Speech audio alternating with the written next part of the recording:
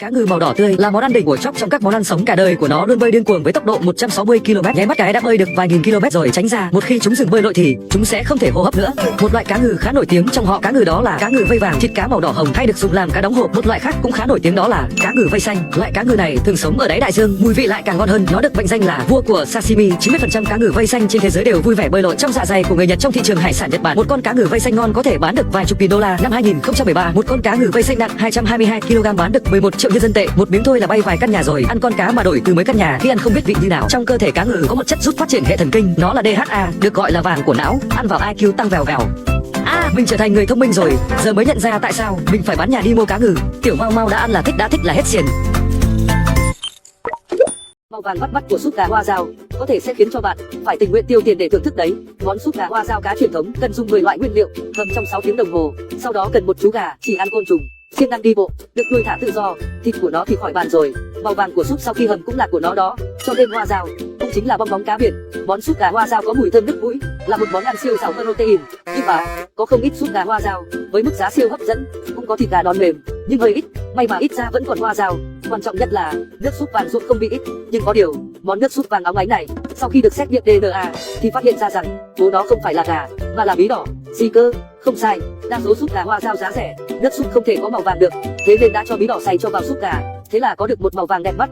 Quý khách nhìn nước súp vàng óng ánh của tiệm chúng tôi này, đây là bí quyết hầm canh hàng giờ đồng hồ của chúng tôi. Thực ra, một nồi súp gà hoa dao thực sự, cái màu vàng không hề quá đà như vậy. Vị béo ngậy của mỡ gà sẽ tạo ra sự đặc biệt hơn nữa. Đương nhiên, súp gà hoa dao thực thụ thì giá của nó không thể rẻ được đâu nhé.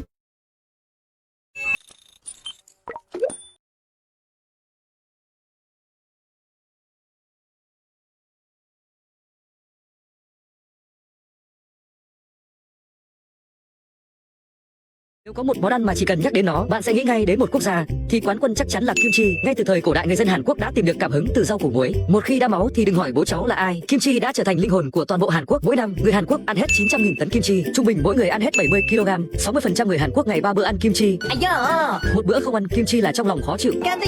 Vì để cho mình có thể ăn được kim chi nhiều nhất, thị trường của Hàn Quốc sẽ bán một món đồ mà từ trước đến nay bạn chưa từng nghe. Đó là một loại tủ lạnh chuyên để chứa kim chi. Bạn yêu của Mau ơi, giúp Mau một đăng ký kênh nhé. Mình sẽ đăng nhiều kiến thức bổ ích ở đây. Cảm ơn các bạn rất nhiều. Dùng hết sức ăn thì có thể không lỗ không? Những người ăn loại buffet này thường sẽ rất điềm tĩnh. Đi qua khu hải sản, đi đến nơi nấu mì, điềm tĩnh nói: hải sản ăn ngán rồi, cho tôi bát mì đi. Cảm ơn. Người ta vốn dĩ chẳng để ý lỗ hay lãi. Trời ơi, lòng đau như cắt. Hu hu hu. Trứng cá muối dựa vào gì để trở thành một trong 3 món ăn quý nhất thế giới? Đầu tiên phải nói rõ sự khác biệt giữa trứng cá hồi đỏ muối và trứng cá tầm muối. Có thể hiểu là xe máy đời cũ và siêu xe xịn sò, giỏ đi chợ và túi xách hàng hiệu, thằng bạn bạn và idol Hàn Quốc. Một con cá tầm siêu to mất ít nhất 7 năm mới có thể có được trứng, mà lúc lấy trứng cá ra trong vòng 15 phút phải rửa sạch làm khô, sau đó vô cùng cẩn thận giao nó cho thợ trứng muối Iran. Số thợ này cả thế giới không quá 10 người để chế biến siêu tỉ mỉ mới thành đó. Những con ốc trong bát bún ốc rốt cuộc là thần thánh phương nào mà lại khiến người ta nghiện như thế? Đối với một người có niềm đam mê bất tận với khêu ốc thì dùng tăm là một sự thiếu chuyên nghiệp. Nhưng đầu bếp chuyên nghiệp sẽ dùng kìm cắt đuôi nó đi. Đây là một kỹ thuật đấy, không chỉ cắt bỏ phần bẩn trong ruột ốc mà còn tạo thành một cái lỗ. Khi ăn ốc sẽ đơn giản hơn nhiều, chỉ cần hút một cái thôi là con ốc chui tọt vào miệng này. Mà các tạo lỗ to quá không được, nhỏ quá cũng không hút được đâu nha. Nghe đồn ốc cũng thành động vật cần được bảo tồn đó, không được ăn nhiều nữa. Thực ra về mặt sinh vật học, ốc đúng là đã thành động vật cần được bảo tồn.